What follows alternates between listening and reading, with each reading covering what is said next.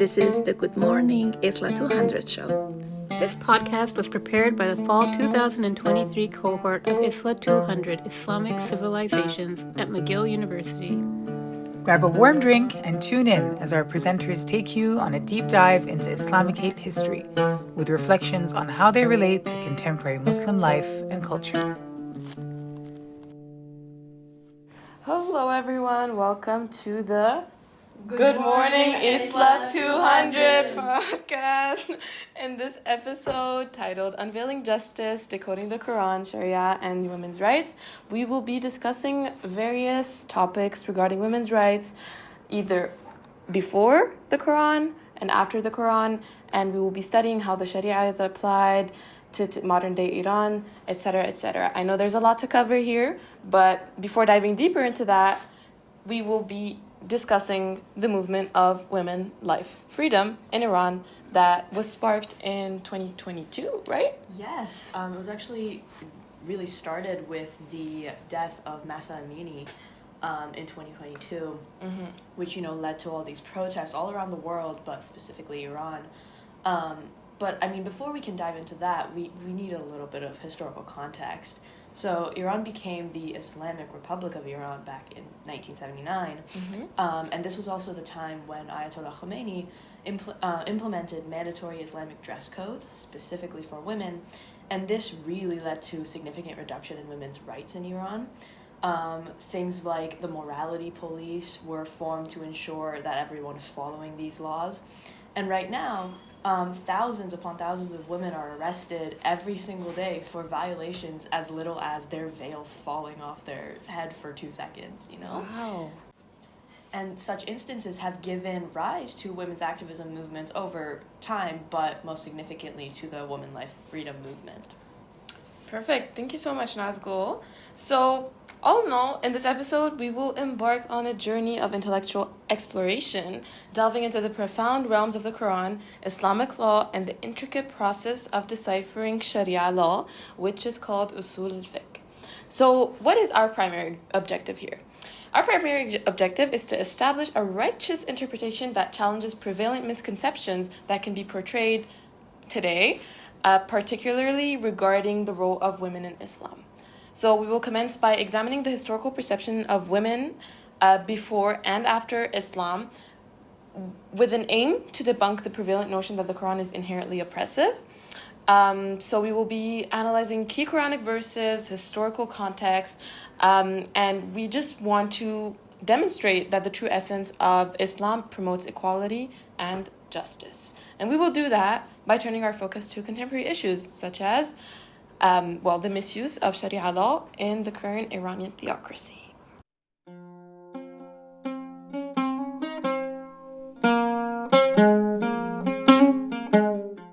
First, we're going to dive deeper into part 1, which is women's expression and perception over time. We're going to do that by first giving context into women's expression and perception in pre-Islamic times. And we're going to do that by mentioning Hamza, which is a poet of the 7th century. So, Haya, do you want to give context about how her kasiras, about her mourning her brother, played a role into women's perception in pre-Islamic times? No, of course. So here's the thing. Al-Hamza, she wrote qasidas about mourning her brother because he had died. And I think we have to look at her poems in a metonymic manner.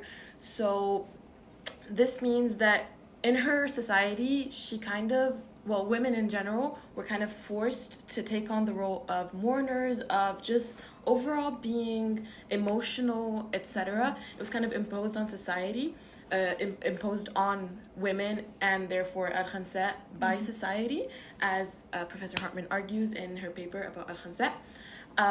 And so the way that women were perceived at the time was most of the time seen as hysterical, unhinged, overly emotional, and just irrational, Wow. Yeah, and it's just very it's very relevant to our discussion today about women's perception in Iran, because we can just see that this is such a negative perception of women in pre-Islamic times, and that this just like prevails over the course of history despite the Quran being there or not, you know? So what you're saying right now is that it has been a leitmotif for societies, Muslim or not, to view women negatively. Yes. And how is it linked to Iran right now?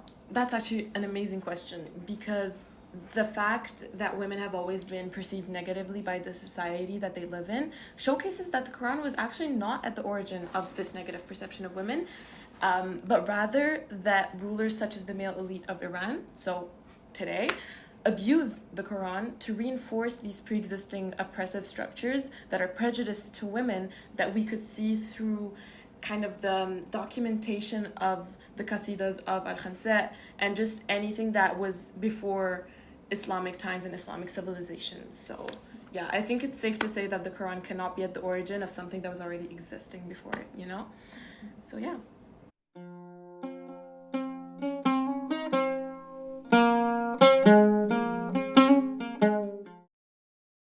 So we've seen that women's activism has evolved over time. I am aware that before it was perceived in a more negative way. Would you say that it's still the case, Hamza? Yes, of course, it is still the case right now. As you can see, Iran is an example of a country that's abused, the Quran, and is trying to reinforce pre-existing oppressive structure, which is prejudice against women. Also, at the same time, as mentioned in Sylvia Chan Malik's book, called Being Muslim, A Cultural History of Women of Color in American Islam. So Islam is a religion that is portrayed by Iran as opposite of feminism, where advocating for equality became a more Western value or American value. And since the Islamic Republic of Iran doesn't mess with the Americans, I guess, they don't want to mess with the feminism and all this stuff, right? So they want to portray these values as more of a Western value, and they don't want these Western values to come into their country. So to conclude, the actions of the Iranian Islamic regime are separate from what is stated in the Quran. Well, actually, to go even further, not only is the Quran not at the source of the oppression of women in Iran today, but actually, if we dive deeper into the Quran using usul al-fiqh and like other things other tools that we can use to analyze Islamic law, so Sharia, we can actually see that it's the other way around, that the Quran has actually a very positive perception of women, and that its misuse is just a tool by the Iranian elite rather than the source, if that makes sense. Nazgol does. Of course. Yeah. I mean, as we know, the Quran is the holy book. It's used by Muslims, and it's the primary source of where Islamic principles come from. Mm-hmm. But very specifically, we can actually use the 34th ayah in Surah Al-Nisa, which says that men are the caretakers of women, as men have been provisioned by Allah over women and tasked with supporting them financially. And righteous women are devotedly obedient and, when alone, protective of what Allah has entrusted them with. And if you sense ill conduct from your women, advise them first. If they persist, do not share their beds. But if they still persist, then discipline them gently. So, Marwa, I think this surah is often really used as proof, almost, of the superiority of men. Do you want to kind of explain that in the context of Iran? This surah is actually very interesting because it's proof that misinterpretation of certain surahs can do a lot of harm, especially this one, because this specific surah was, if we go into the context in which she was revealed and what it truly means, this surah was describing a specific incident of that time in which the man takes responsibility to advise the woman, not because he was a man and she was a woman, but rather because it was only possible because the man in that specific situation had an ability that the woman lacked. And this is very interesting because it's used in Iran to prove that men have a certain right to be able to advise women, especially, for example, for the veil. And And also in the context of the surah, the woman had the right to reject the advice, which is very important and is lacking in today's society in Iran. Yeah, I mean, specifically, the Islamic Republic of Iran, that is supposedly built on these Islamic principles and values, I mean, we can see just through analyzing this one surah that the government has completely abused and miscontextualized these certain parts of the Quran in order to use what they call God or Allah's word in order to just further oppress women. Yeah, right. So they use like Allah's word to kind of legitimize this regime that's very oppressive. But actually that regime, like, I think we can very much argue that it is, well, illegitimate if we use the principles of Sharia, because in the Quran, which is a major source of Sharia law and usul al-fiqh, that persecution is worse than murder. So, for example, in Surah Al-Baqarah, Ayah 191, it is stated that persecution is far worse than killing, end quote. So what this shows us, actually, is that, well, the Islamic Republic in Iran just is illegitimate, right? Exactly. We can even say that she's going against Islam by persecuting women in general, which doesn't make sense because they use Islam to oppress women. Yeah, in my opinion, it's really paradoxical.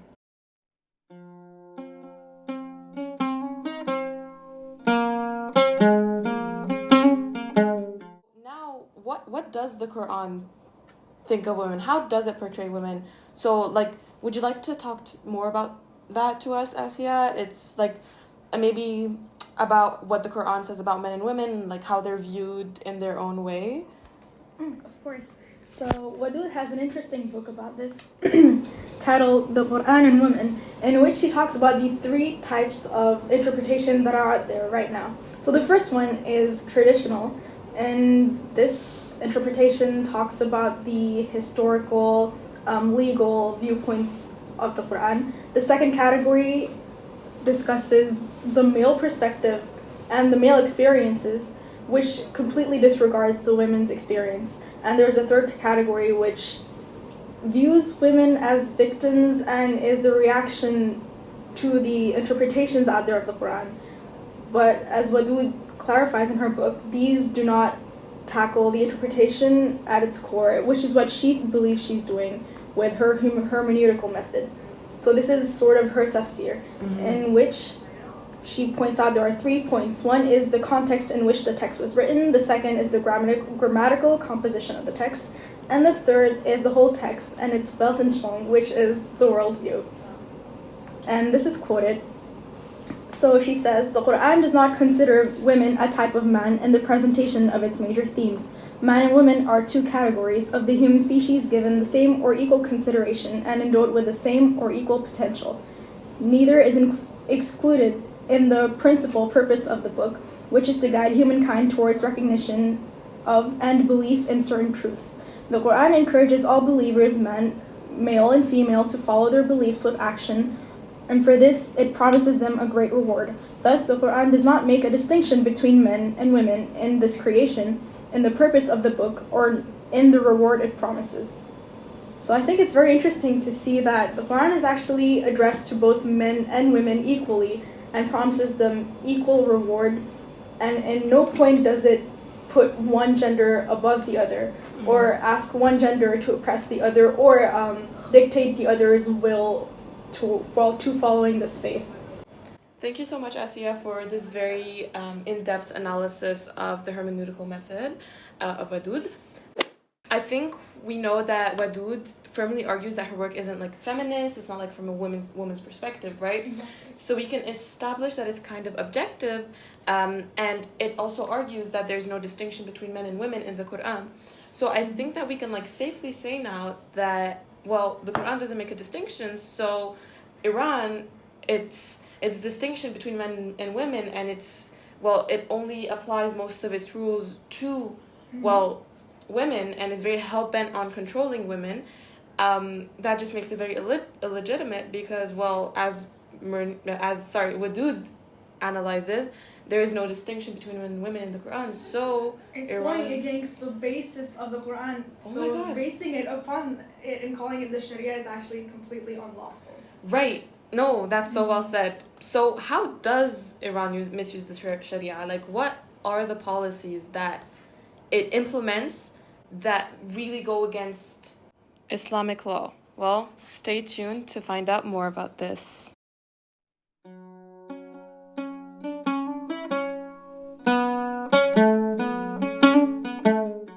So we'll be delving deeper now into how Sharia is misused by Iran. So Marinisi offers an argument in her book, and she states that the psychological result of the foreign powers' intervention in Muslim legislation was to transform Sharia into the symbol of Muslim identity. So basically what that means is that the West is trying to paint Sharia as more of an oppressive tool to oppress women. So basically it's just like bringing an argument, or bringing not necessarily an argument, but a thesis or a statement, and just trying to back it up with something. And what they're trying to back it up with is Iran, right? Not even saying if it's true or if it's false. They don't really care about that. They just want it to fit their agenda. So now what's important to get into right now is what is Sharia. And like we've discussed many times, and like we've studied before, Sharia is not a book. It's not a book. There's no book of Sharia. Oh, this is Sharia law. This is what it is. Nope. It's a path. It's a righteous path of jurisprudence. It refers to the guidance. Isn't it literally the path to water or something? Path to water. Yeah. Is it actually? Yeah, I think it is, like the path to righteousness, right? Yes. Okay, Yeah. okay. Does that mean water? Yeah, I guess it's like the divine guidance on how like people should lead a righteous life, right? Mm-hmm. Yeah, and it's also the principles and which is derived from scripture, obviously. So the scripture is not that it is the book of Sharia, but it's more things and rules and principles that are derived from the scriptures itself, and hadith, for example, in the Quran. And that's where we arrive onto the usul al-fiqh. Basically, Sual al-Fiqh is the process of interpreting Sharia in general. It's the science of deriving law from scripture. And there's basically a presumption that the Quran is the most sacred source of the law. And inside the Quran, we can find legal verses. Basically, there are 500 legal verses, and the rest have to do with theological matters. And most people translate it to jurisprudence. That is basically the theory of the law, the science of making the law, basically. And there's actually a scholarly area of these people that study this, and they're trying to understand the big picture of Islamic law. So we can come to the conclusion that consequently there is no Sharia consensus. It is a very complex science, and there's a lot of scientists that try to define it. Using usul al-fiqh, right? Exactly, yes. And they're trying to reason by finding a common good that is ruling what would benefit the public good. So this like I feel like that helps us better understand that Sharia and usul al-fiqh is actually misused by Iran, because like you said earlier, it's to lead a righteous life and like what is best for the majority, right? So kind of making Sharia and oppression synonymous as Iran does it kind of contributes further to what Hamza mentioned earlier, which is that Iran is put at the forefront to kind of fit the Western agenda that the Sharia is like inherently oppressive, right? Which is, like you said, Marwa, it's completely wrong, because when you use usul al-fiqh, when you like actually dive into the science of deriving Islamic law, which doesn't have consensus, as you said,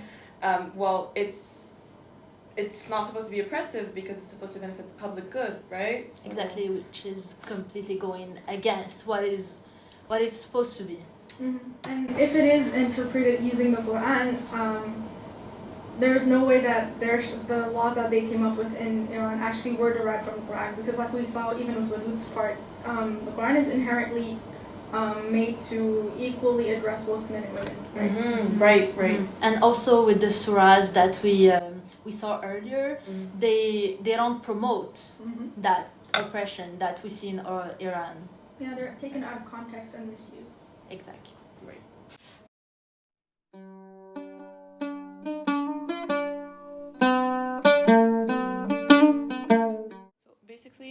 Sharia is misused by Iran. So the first thing that Iran kind of orchestrates to, well, use Sharia as a way to oppress women is its unchangeability. So Sharia is unchangeable, right? It should not be meddled with. So they kind of use that to kind of impose Islamic law as a divine piece of guidance. So it's like, okay, we can't change Sharia because it's sent by God, so we can use it in our way and to specifically oppress women in Iranian society, right? So yeah, it's just like using the unchangeability and just like the fact that Sharia cannot be meddled with to oppress women.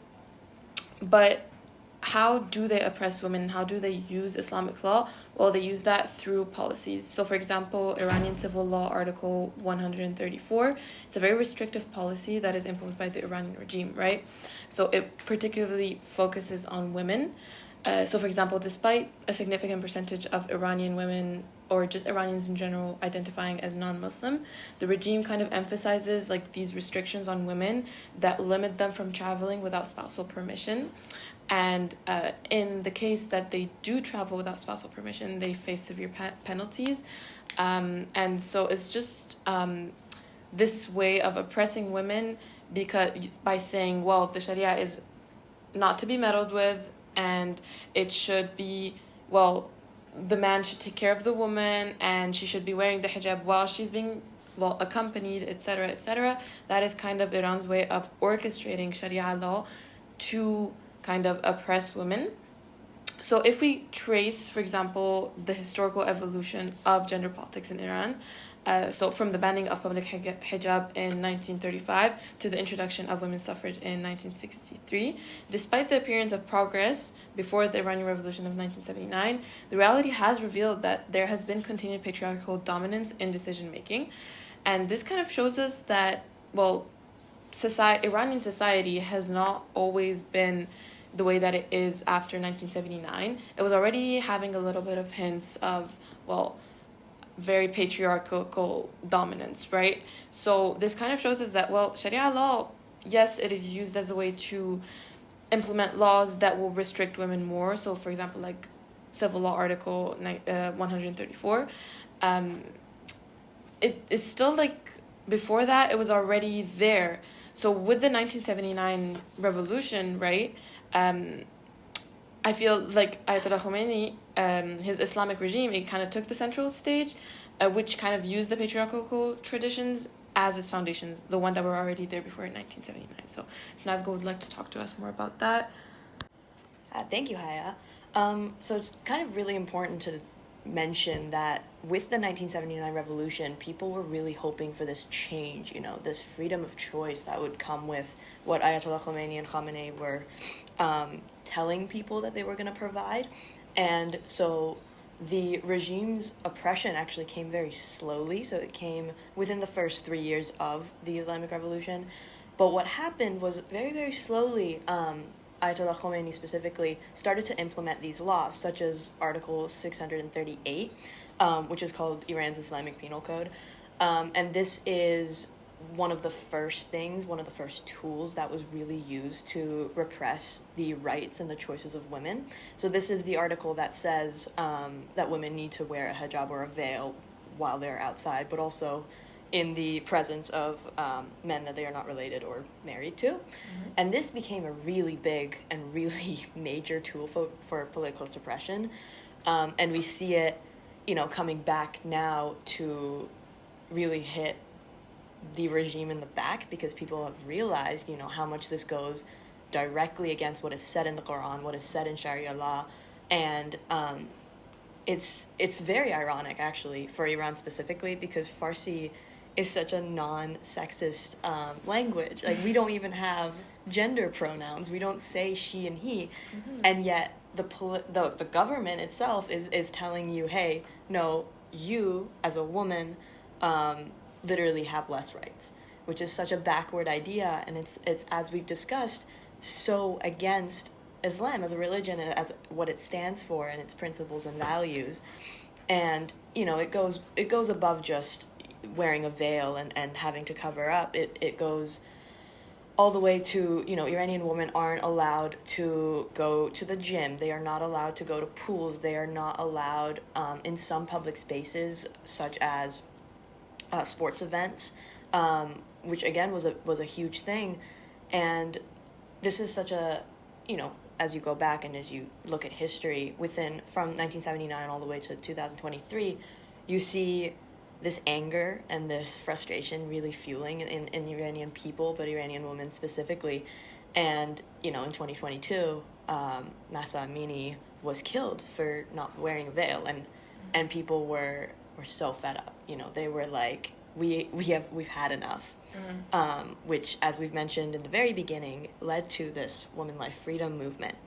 And, all of this to say that we have to conclude that it's so essential to recognize that there are obviously challenges faced by Iranian women that are inherently not related to Sharia law, but they are just influenced by interpretations and specific implementations within Iranian legal and social contexts, and they are just misinterpreting or taking, specific surahs or specific things out of the religion and using it as a way to oppress and suppress women.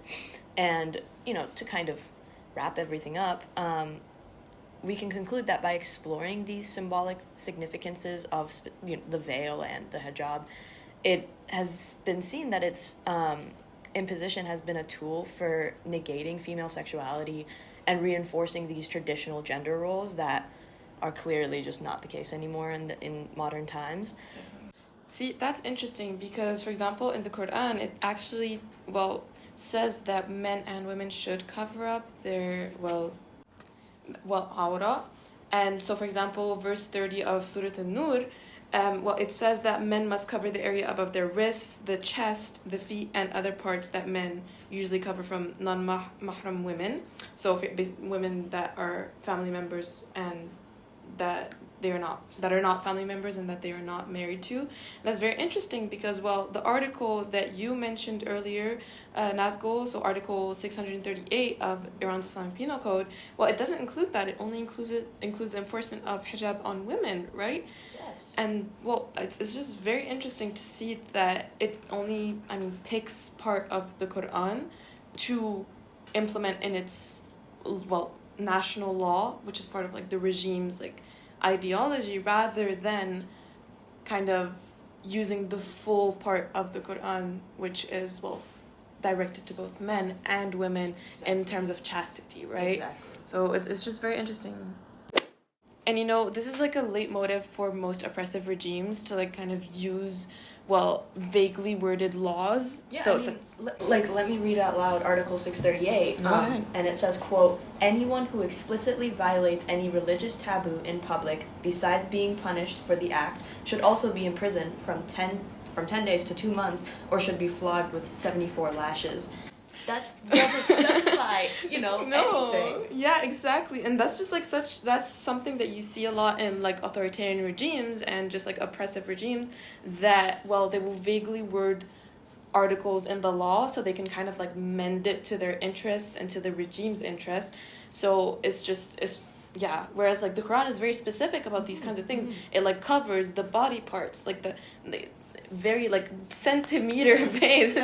Not centimeter literally, but it's very defined in terms of what which body parts should be covered, whereas Article 638, it's very vague, so it can help the regime in Yeah, exactly. The morality police can tell you anything, and you can't be Article 638 doesn't say this. It doesn't, because it's so vague, it's so vague, and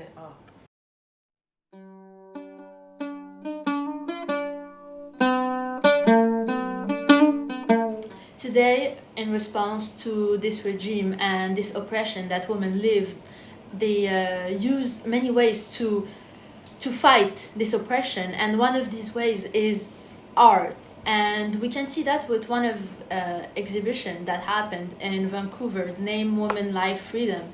And it's very interesting because in the main picture describing the exhibition, we can see.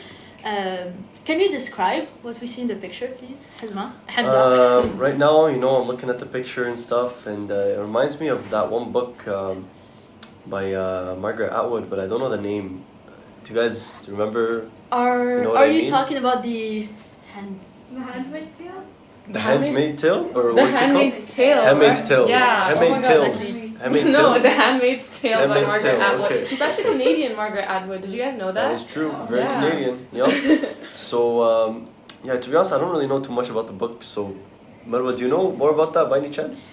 Basically, in the book, it's a dystopian book about women's oppression, and in the book they don't have any rights and they're just used as an object to reproduce, which is very interesting because we can make a parallel for what is happening right now in Iran.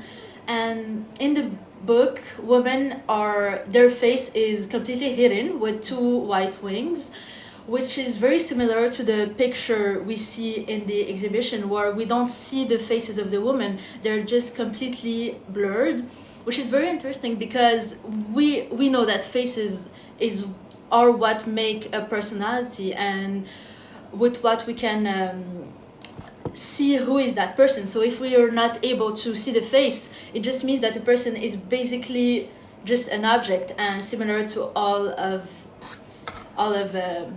the woman. So yeah, no, I that's very interesting, and I feel like the North Van Arts exhibition is a brilliant way of denouncing oppression because it's such an abstract theme, right? But when you see it visualized, it really touches people's hearts, and it's also interesting because we can link the way that Iranian women today in Canada express how they feel about their situation back home. To how women were portrayed in The Handmaid's Tale, which was written during the 80s, right, Asiya? And I think it's very telling if a dystopian book can be linked to a current situation. A dystopian situation, if you know, is basically a society that no one would want to live in. So to have that happening in our current time is just... It shows just how bad the situation is for women in Iran. It shows the way they're feeling, basically, especially with the picture that we see in the exhibition. Yeah, it's They don't poignant, have actually. It really does give you goosebumps. Yeah, it really does. Yes. Because, Atwood, she wrote that book as a warning about the rise of conservatism in the 80s, which was, it puts women's rights in danger. And today, we see... We see a result of that, basically like a representation of everything that we were warned about in a book.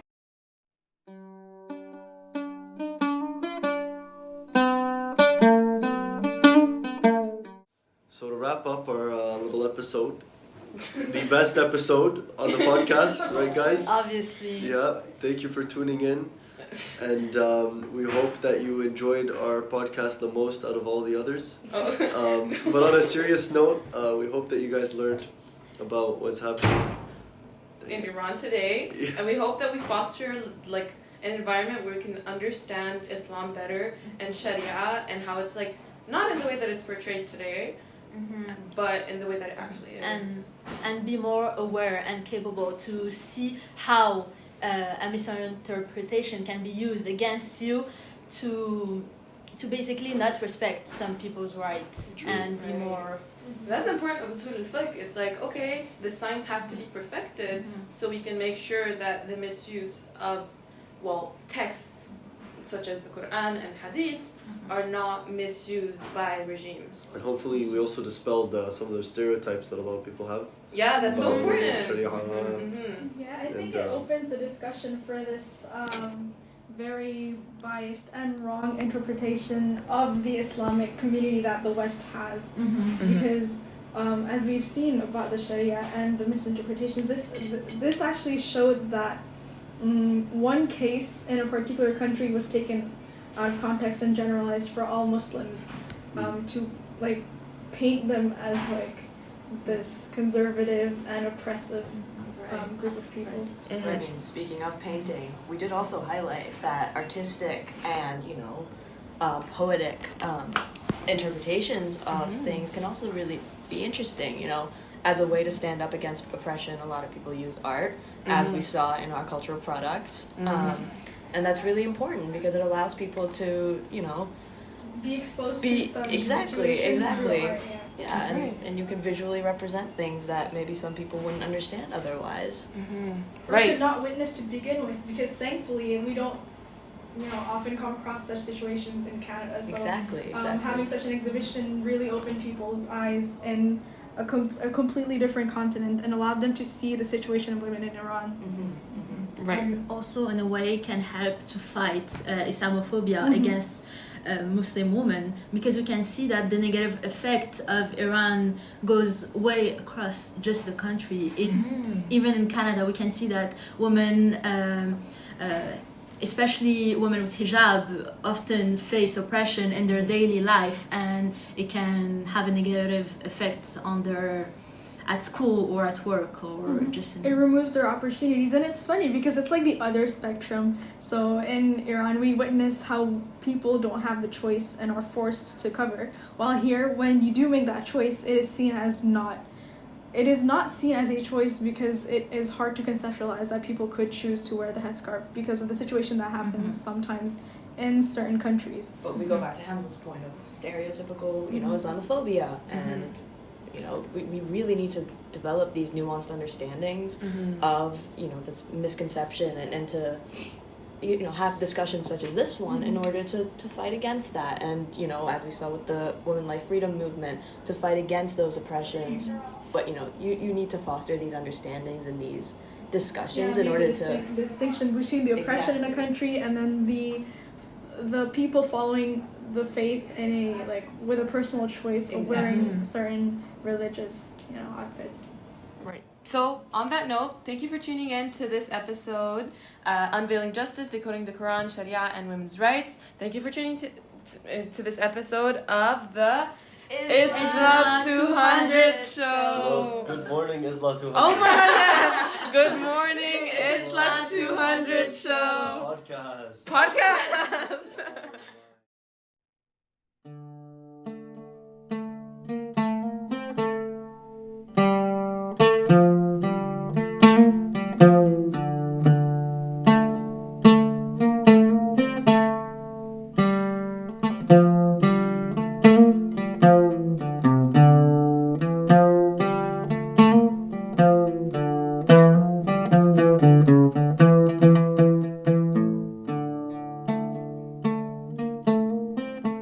This podcast was prepared by the fall 2023 cohort of ISLA200 Islamic Civilizations at McGill University.